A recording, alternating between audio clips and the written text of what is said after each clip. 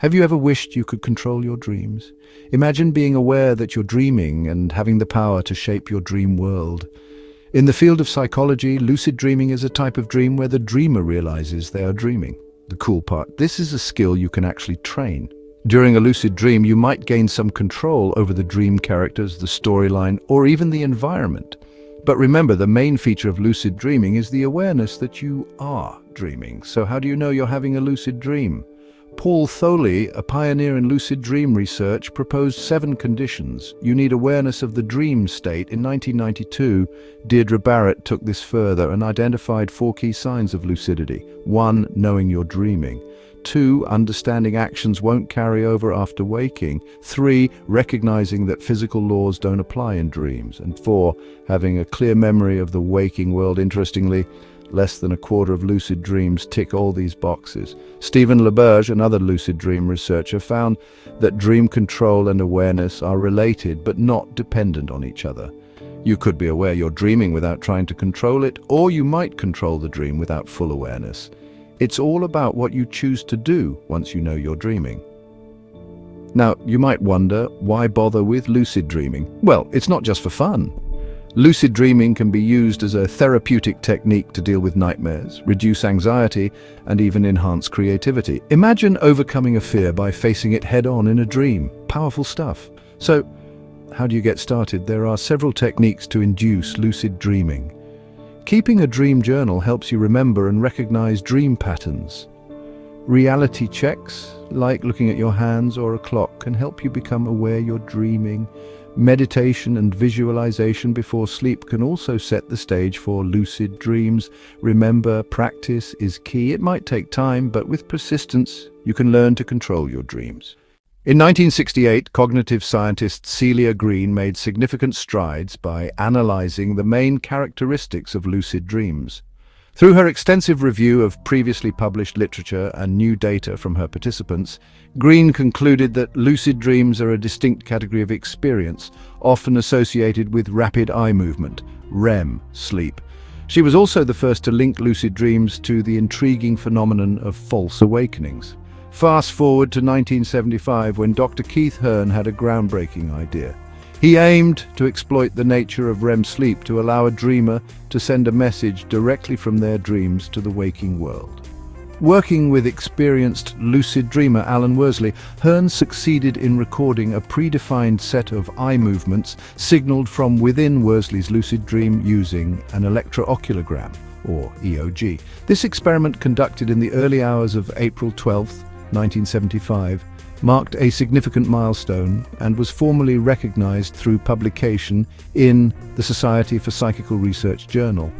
The baton was then passed to Stephen LaBerge at Stanford University in the 1980s. As part of his doctoral dissertation, LaBerge developed techniques to further study lucid dreaming.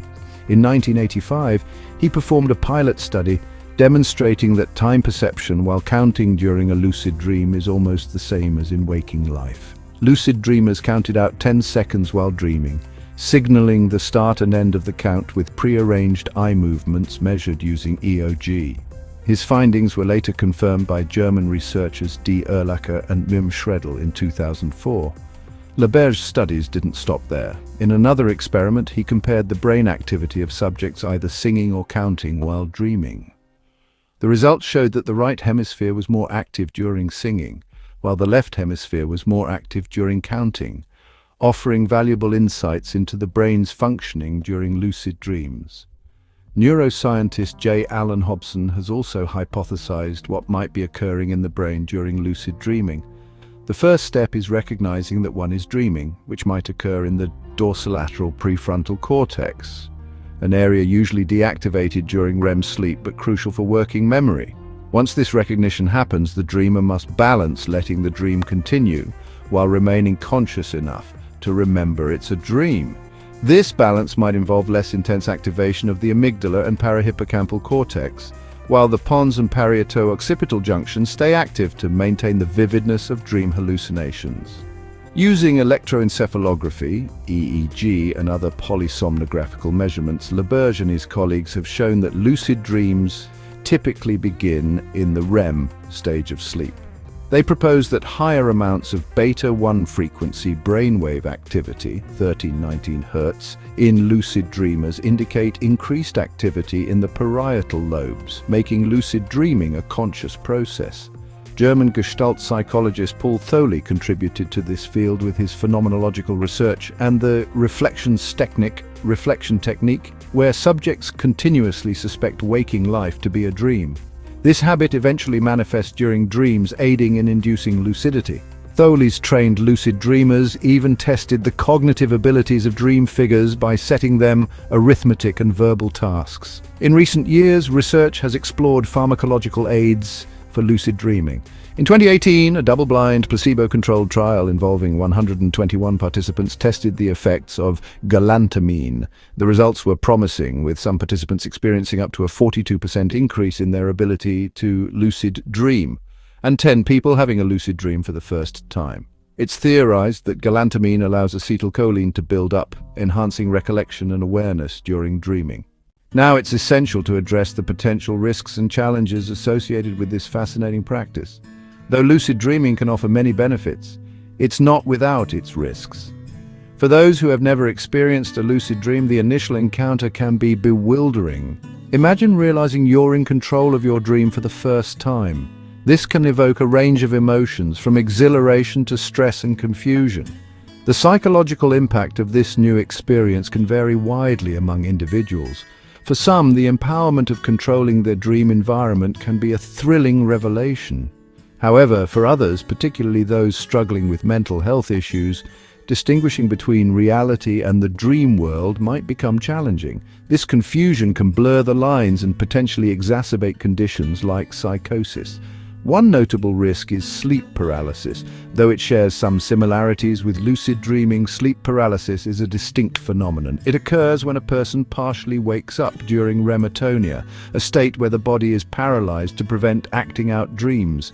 In this state, individuals might experience vivid and sometimes terrifying hallucinations. Common hallucinations include sensing an intruder in the room, feeling a crushing weight on the chest, or experiencing the sensation of floating or flying. While these hallucinations are harmless, they can be incredibly frightening. About 7.6% of the general population have experienced sleep paralysis at least once. If you find yourself in this state, focusing on moving a small part of your body like a finger can help you gradually wake up fully. Long-term risks associated with lucid dreaming haven't been extensively studied. However, many people have reported practicing lucid dreaming for years without any adverse effects. After delving into the risks and challenges of lucid dreaming, it's time to turn our attention to its therapeutic potential. For many, the ability to be aware they are dreaming offers not just an escape, but a powerful tool for healing.